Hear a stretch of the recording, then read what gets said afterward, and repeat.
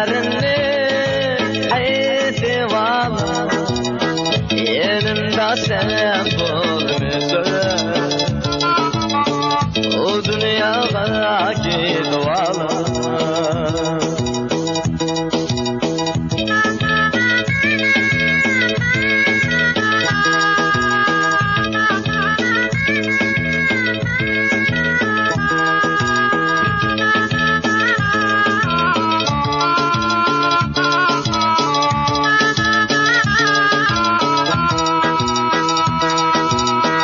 Dünyada sen bulmuşsun,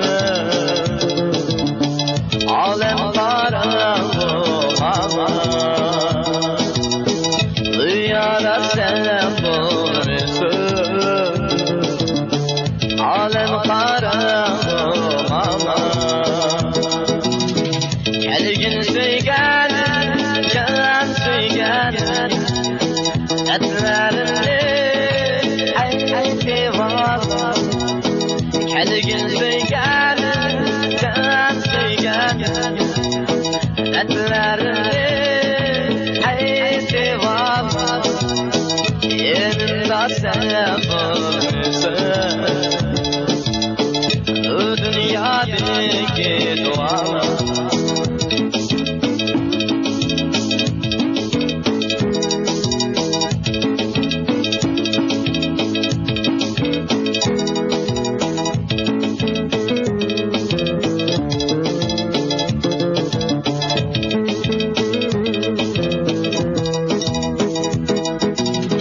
Gelgin söygen, can söygen, dertlerini aytıvam.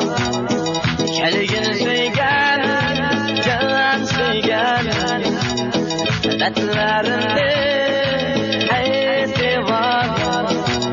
Yanımda sen bulmuşsun, bu dünyadaki dualar. Yanımda sen bulmuşsun, bu dünyadaki dualar.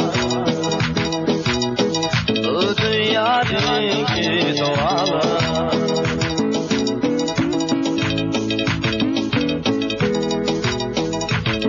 Efendim Toğrul.